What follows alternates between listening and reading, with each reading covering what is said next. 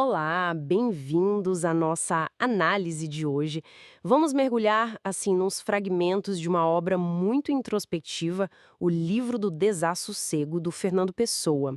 As fontes são mesmo trechos desse diário em prosa. Isso mesmo. A gente acompanha aqui os pensamentos do Bernardo Soares, que era um ajudante de guarda-livros lá em Lisboa, que na verdade é um heterônimo do Pessoa, né? Uma das várias personalidades literárias dele. Uhum. E o Soares observa tudo: o mundo, a rua, o escritório, mas olha, principalmente a si mesmo. E com uma clareza que às vezes até incomoda. É.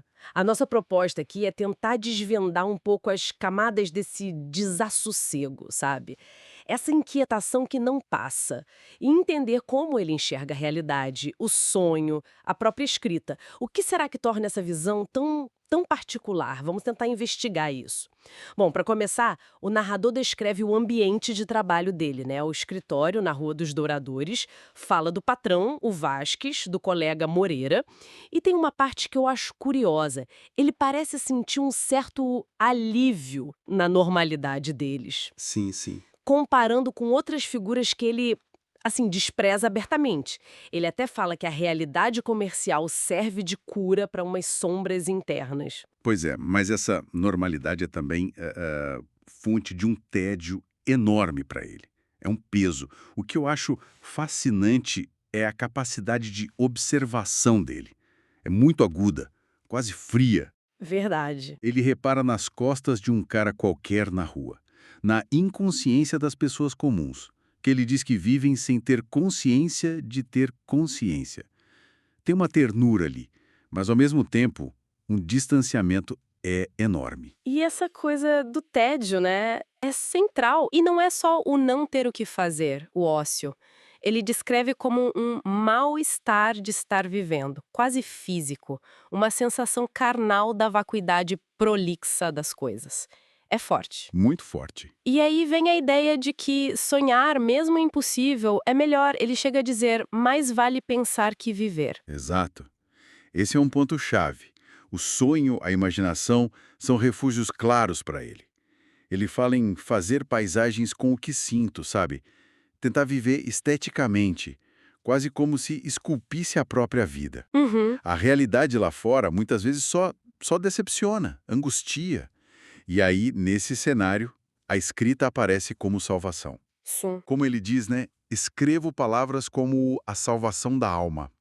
É impressionante ele preferir o escritório, aquele lugar comum, as grandes aleias dos parques impossíveis, porque o escritório permite sonhar com o impossível. Claro. Se ele tivesse o impossível na mão, não sobraria mais nada para sonhar, né? Faz todo sentido. E essa relação com a identidade dele também é bem fluida, né? Quase líquida. Ele duvida da própria existência, diz algo como: não sei se este eu realmente existe ou é apenas um conceito estético. Exato. Fala da autobiografia sem fatos dele, das confissões, onde. E isso é um paradoxo, ele diz que nada tem que dizer.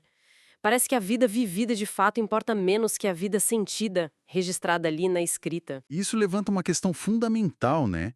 Sobre a natureza da identidade e da própria escrita para o Soares. A escrita para ele não serve para registrar fatos, mas sim sensações, impressões fugidias, estados de espírito. Uhum. É como ele descreve, um desenrolar-se como uma meada multicolorido. Ele e a obra meio que se fundem. Sou, em grande parte, a mesma prosa que escrevo. É forte isso. Muito. E a arte é comunicação, claro, mas ele também vê como um fingimento essencial. Chega a dizer que fingir é amar. Talvez amar a própria criação, né? A máscara. E essa sensação de não pertencimento, de estranhamento, fica ainda mais profunda quando ele fala do desassossego. Não é só mental, ele descreve de um jeito muito físico, uma náusea física da vida inteira, um horror a ter que viver. Nossa. Mesmo com gente em volta, no escritório, na rua, a sensação de isolamento parece total. É uma angústia existencial que a gente quase sente lendo. Ele usa metáforas muito poderosas.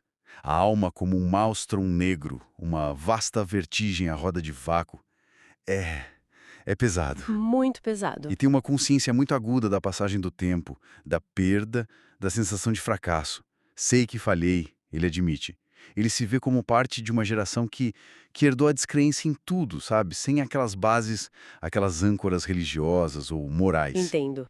E a própria lucidez dele, essa capacidade de ver tudo tão claramente, parece ser a fonte do sofrimento. Então, tentando amarrar as pontas, a gente explorou aqui um universo interior bem complexo, né?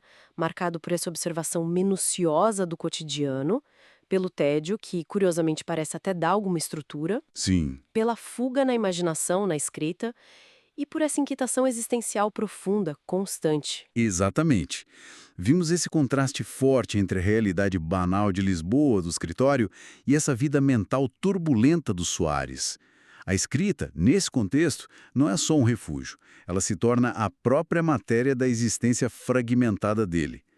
Talvez a única forma que ele encontra para organizar minimamente o caos interno. Fica uma reflexão, né? Até que ponto esse mergulho tão radical no próprio mundo interior, transformando cada sensação em objeto de análise, de arte, como ele faz, até que ponto isso nos aproxima de uma verdade mais íntima? Ou será que nos isola de vez da experiência mais comum de simplesmente estar no mundo, de viver? Fica a questão.